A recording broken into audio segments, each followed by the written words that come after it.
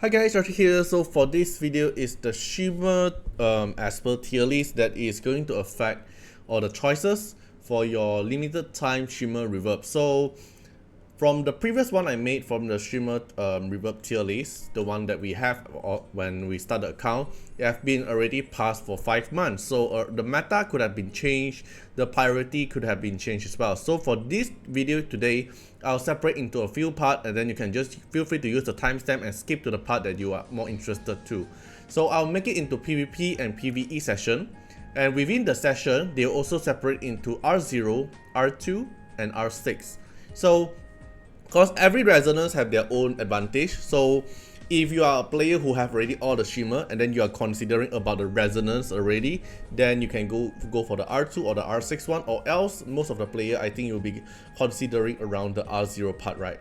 Okay, so the first one I'll be going through will be the PvE content one. So PvE content one will be more considered into Infinity Tower, Falsetto Fantasy, and Sentinel Hunt. Basically Sentinel Hunt and Falsetto Fantasy is the same. Basically that's it, right? There's nothing too much or major for the PvE content at the moment. Right, so before we start the tier list video, a few things to go through first. So first one, Iki and Wu Yu will not be included in the tier list, but I will also like slightly go through if I'm gonna put them in a tier. Let's say if they are selectable, which tier will I actually put on? Alright, I'll also go through that part. Okay, so first one, Tolan. I'll put it at haha tier is because you won't benefit too much. I'm not saying that Tolan is unusable in PvE. He's still kind of usable if you want to talk about his taunt, his time 0 at non-bosses unit, your speed leader. He's still kind of usable, but does it bring massive benefits into your PvE progress?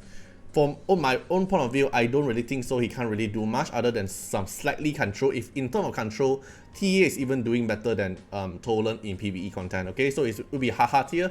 And then for Jiangju Li, it's going to be at a good tier. It's not like until strong in PvE, but if some Infinity Tower content or some story stages, he kind of can help you cheese some of the certain content, but not really that much, not really helping too much. Okay.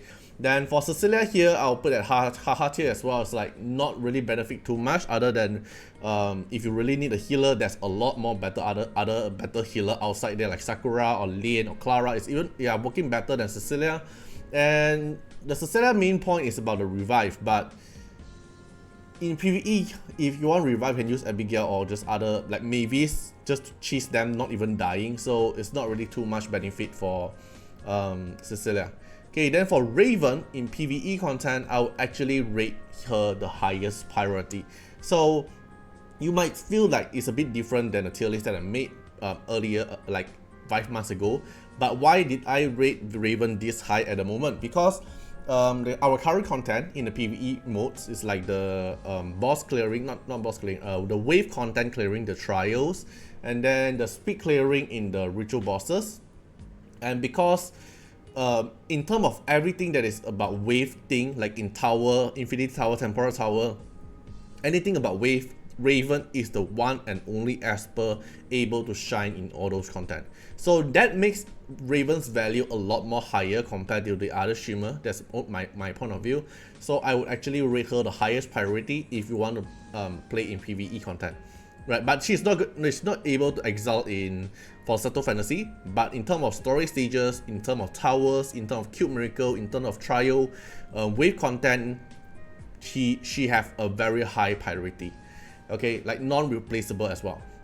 Okay, then for Champagne, highest priority for PvE as well. She still remains the highest or the strongest buffer in game in terms of assist, in terms of unique debuff, unique buff, and also miss rate and AoE damage. All these things you still use Champagne in a lot of content, especially in boss content, bossing content like Falsetto Fantasy, Cube Miracle, club bosses, and also in Ritual Miracle you will still use Champagne, even though you might feel like she kind of slide off a bit now because our usage not really rely on her anymore.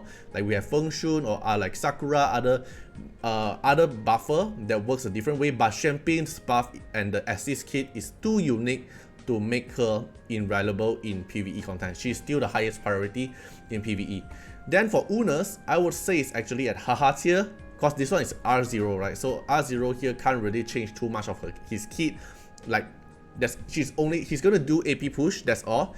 He can't really do buff as well, so it's gonna be a haha tier. You don't really, doesn't benefit too much. Then for Nusi, it depends on you. Like if you are end game player that you already can clear Temporal Tower and Infinity Tower very comfortably, then I will rate Nusi as strong. But if you are a player who cannot clear Infinity Tower and Temporal Tower comfortably, then Nusi will be your highest priority, right? So Nusi is kind of like two-sided at the moment. It's like, if you're a very end game player, you doesn't need Nusi anymore. When you can clear all the tower very comfortably, you already clear hell mode story stages, then Nusi will no longer be needed. But if you are a mid game player who still suffer in Infinity Tower, Temporal Tower, and story stages, you haven't cleared hell mode, Nusi will be your best pick. Okay, so it really depends on how you rate her or how you use her. But if I have to really compare with them, and in an end game perspective, like for me, I will rate Nusi at strong. Okay, but only if you are able to clear all the tower very comfort already. Okay, then Ana will still be your highest priority, especially for the early game and mid game player. Getting Ana, you will totally just change your whole life. Your whole game experience is totally going to be different. And even though until end game, she is able to excel in Falsetto Fantasy as well, one of the main DPS as well. And for Ana can be used in tower content, very comfort as well. So like, if you compare to Nusi and Ana, like both also is a cheat code for tower content, but Ana excel in more other content as well. So I will put Ana on higher priority than Nusi. Then for Taver, I would also put at highest priority just because Taver R0 can also be usable in Falsetto Fantasy to get you scoring, even though he's not the meta machine bot for you to get score, but he's still going to be the highest priority. And then he's still one of the best DPS dealer in Dislyte land, and then he can also be your main DPS in tower content as well, also in terms of PvE content. Okay, so this is my priority for R0 PvE tier list. Okay, then if you really want to consider even Iki and Wuyu into it, let's say you're still thinking about should you get Iki or Wuyu from your Shimmer selection, the one that you can summon for the Shimmer, then I would say Iki is at a haha tier, because Iki can't really do much in PvE, to be honest, not really too much. Okay, and then Wuyu, I would actually rate her strong. Why? Because if you are a player who want to fight Infinity Tower, only for Infinity Tower, okay, so you can actually cheese the whole tower by using Wuyu and a few defender, and just let Wuyu keep doing the breakdance until enemy die.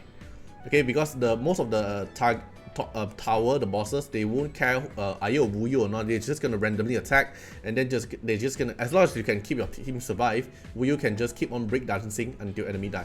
This is proven by certain player. They just use Wuyu and the defender team, they just smack the whole tower. Okay, so if you have to consider like R0 in PvE content, this will be my final tier list. But keep note, Wuyu and Iki is not in the Shimmer Reverb. Okay, you are not able to select them. Right, let's continue. Now we're going through is gonna be the R2 tier list. Okay, so now this we're gonna start from is gonna be the R2 PvE tier list. So this as per, you already have them R1, and if you pick them from the Shimmer Reverb, you're gonna get them to R2. Right, so this part here I'll go through will be how who have the highest priority to get them to R2 in terms of PvE content. Okay, so the first one we're going through is going to be Ana. Ana, I will still say is the highest priority. R0, she is already working insanely strong in PvE.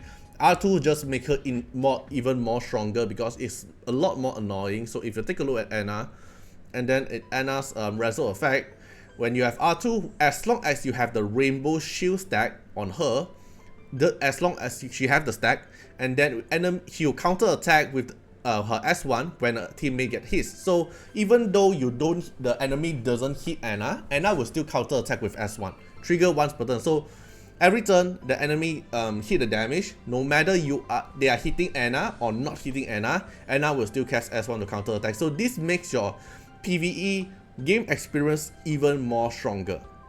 Okay, even more stronger. So but it doesn't really change too much of her kit in terms of PvE, but it just make her even more stronger. Okay, then for Taver wise, it's gonna still be the highest priority, is because At R2 effect, Tether will no longer need crit rate. So if you come to R2, passive Tether attack will always land a critical hit, and crit damage is not here. So Tether attack will always land a critical hit. So you doesn't need to build Tether with crit rate anymore. You can always maintain Tether on 0 crit rate and make him just as high crit rate as crit damage as possible, which means R2 will make his DPS a lot more higher. And then for Champion, I would say is actually the highest priority as well, because the R effect on Champion will make her no longer have stun on her S2. So this is actually a big change, especially if you are using Champion in Falsetto Fantasy, which means you have lesser RNG to mess up your run because there's no longer stun. Because sometimes the stun will actually be annoying and make your run just fucked up the whole thing because the stun mess up your whole rotation. Okay, then for Raven, R2 effect is massive as well. So R2 effect Raven, after casting S3, which is the AoE damage, it will instantly reset your passive effect. So in terms of wave content, as long as you let Raven cast S3 one time, will reset the S2. So it's also be the highest priority for PvE content. Okay, then for Nusi one, I'll rate her strong. It's still going to maintain the same rank, because in Nusi R2 effect, we're able to let you steal one buff from the target before casting Paper Talisman. So, before using the Paper Talisman. So Paper Talisman, as long as there's at least one active, then we'll steal one buff from the target. So basically makes her S1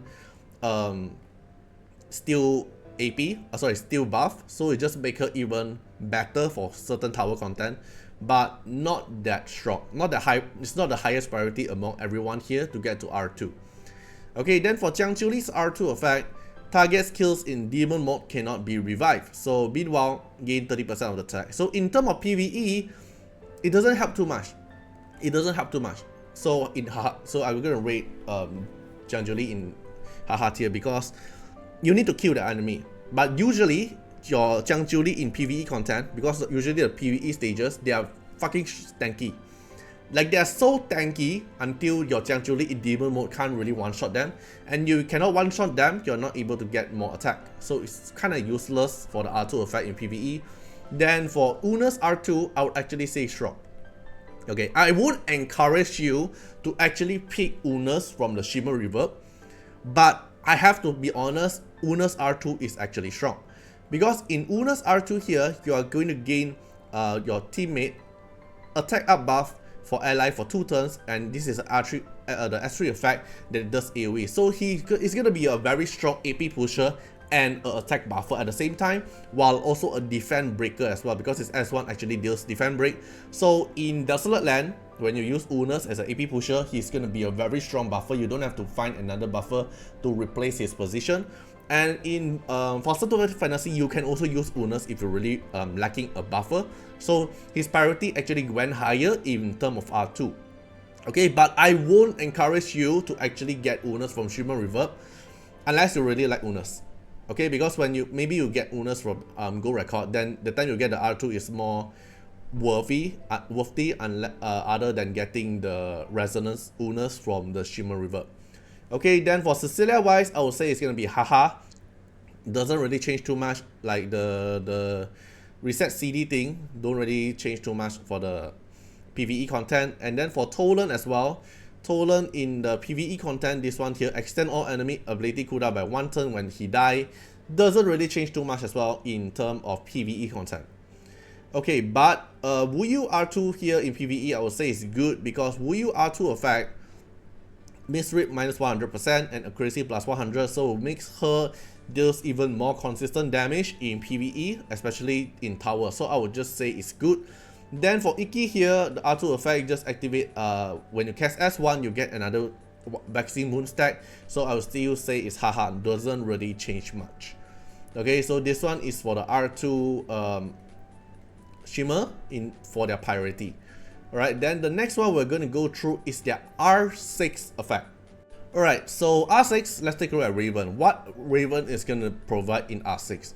So R6, the action of inflicting defense down is taken before damaging the enemies and cannot resist when the target's speed is not above Raven. So which means when you cast this, what's the defense break? Here. when you cast your S3 effect from your R6 effect, so this one here, you see the order is when you before she attack, she'll dispel everyone's debuff, gain speed up, attack everyone, attack damage, and then inflict defend down.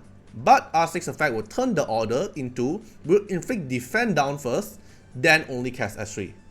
Like, is it good? Kinda, but is it that important? I don't think so. Alright, I don't think that the R6 effect changes too much of the her kit. So I would say it's something good to have, but I don't really think that matters too much for PvE content. So I will rate it at haha. Okay, then the next one will be Champagne. So Champagne's R6 effect will give you another soldier stack when Champagne has general, which means as long as Champagne is alive for once, but after Champagne dies and you revive Champagne, it will no longer have this general stack. Okay, so as long as she has general, you gain extra 1 stack of soldier to all her teammates, excluding herself, at the end of the turn. So this 1 stack of soldier, if you have a divinate as well, and this at the start of a turn, 100% grant 1 ally soldier plus her R6 effect gains 1 stack of soldier to everyone, which means you are total giving out 6 stack of soldier to everyone. So everyone is like 1 stack, and then 1 more unit is getting 2 stack of soldier. Then this soldier will make them faster upgrade into chariot, and then the chariot will make them get more speed.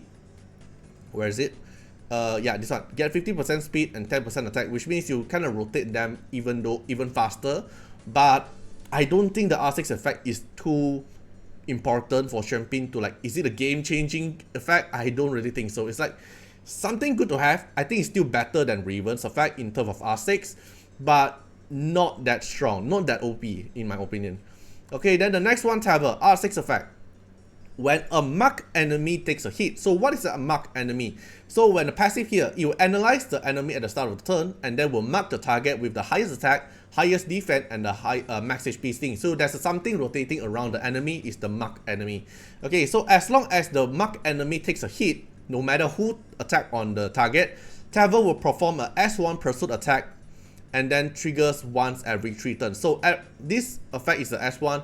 So every time the marked enemy, so let's say in Desolate Land, you have R6 Tabber, and then the marked enemy get hit by any of your ally, every time, every 3 turns, then Tabber will pursuit with an S1 damage, which means it will kind of become a Yun Chuan that keep assisting already, but every 3 turns. So is this going to be very broken? Yes, it is very broken. In Desolate Land, in Falsetto Fantasy, his DPS instantly becomes so high because you can build him no crit rate, you can build him high crit damage, no speed as long as he marked the target, which means after he take 1 turn at least once, then the enemy will always get the mark on, and then every time your enemy your ally hit the enemy, and then after 3 turn, then Taboo S1 with his with damage with his S1. So this makes his DPS a lot more higher. It's like insanely high. So if you have R5 Tabber and you're actually thinking to ask R6 Tabber in PvE content, he have the highest priority, to be honest. Okay, then the next one is Anna. Okay, Anna R6 effect, while having Rainbow Shield, Rainbow Seed, Anna grants all ally 10% AP when taking a hit.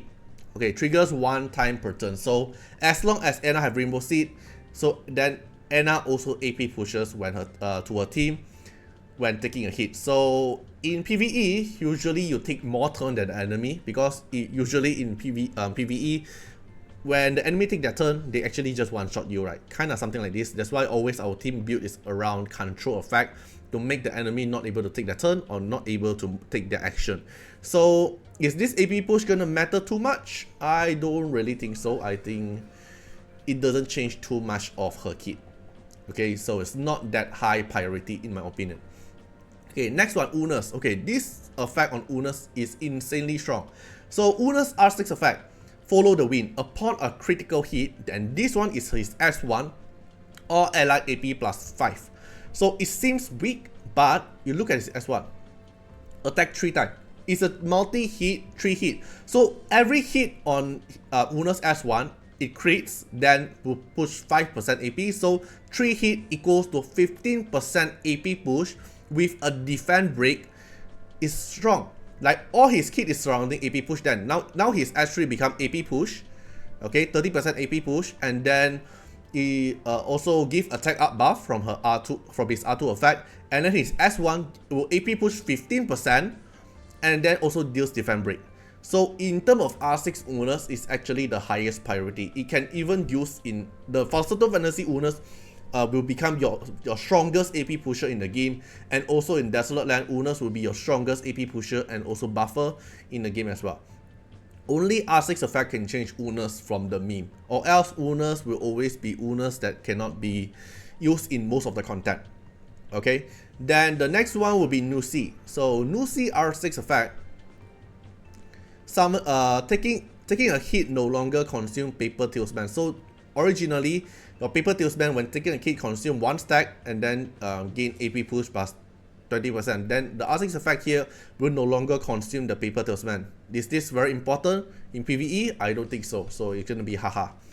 Okay, then for Tolan R6 effect, the stack of limit track back increased to 5. Tolan gains 5 track back at the start of combat. Technically, this only mainly used in PvP, which means you get another 20 speed extra at the start of combat, and also your extra 1 hit of the taunt of S1 at the start of the combat. So I would say it's haha because you don't really need that effect in PvE. Okay, then for Cecilia R6 effect, when Cecilia used the revive skill S2, and then will AP push change to 100% and then grants all allied attack up for 1 turn. So originally when you cast this one, their AP only push for 30% for the dead one. Then the alive one will AP push by 20%, but now it changed into a 100% AP push and then grants attack up as well. So if you have R6 Cecilia and you are still not able to clear Infinity Tower, which I don't think so if you already have R6 Cecilia, she kind of become very insane. But is it that important? No, right? Okay, if I have to put Cecilia here, maybe Champion go up 1 more tier. Okay, then for Jiangju Li R6 effect, in demon mode, when you deal damage, in the demon mode will also deals a splash damage, and this splash damage ignores defense. So it's something good to have, but doesn't change too much in terms of PvE content. Okay, then for Wu Yu here, if for PvE, if you are still going to use Wu Yu in PvE, like the tower, and you're using R6 Wu Yu in Infinity Tower, which I don't really think so, well, she's strong. She's strong. Like the enemy can't even kill her. 5 stack, grants more crit rate and crit damage faster, deals more damage, and then no miss rate. Technically, she can't die in PvE, right? In terms of defender. Okay, then for Iki here, R6 effect, the effect of Sleep No More have changed. The Invicious Moon no longer ends, so he will always in stealth mode, no matter how. This doesn't change too much in PvE. Okay, he's still gonna do negative damage or kind of no damage in terms of tower content. And other than tower content, you can't really use him anywhere as well. Okay, so this part here is for the R6 for PvE content. Okay, so for the PvP one, I'll make another video because just for this PvE, I already covered a pretty long time as well. So the PvP one I'll upload as another video. So hope this video actually help you guys out to decide which tier list, which Shimmer you're going to go for PvE content. Okay, so hope you guys enjoy the video and see you guys in the next video. Bye bye. Special thanks for the direct support on the YouTube membership. So for the benefactor of Artiar, which is JenMP, Rosas15, Mokelt Rajali, The Bluest Trelane, Pigeons Roulette, thank you so much for the support. And supporter and patron of Artiar, which is Louis Schneider, Agni, Code Wilderness, Wang Tamer, Ziggy, Kamaruki, Sunwaltz, Rimu, Choni, Von Hexa, Luxley, Rawson Bessie, Antonio Winterspoon, Marilyn Williams, Uncle Chat, thank you so much for the support. And special thanks to everyone who have been supporting me for 1 month to 5 months straight. So hope you guys enjoyed the video and see you guys in the next video. Bye bye.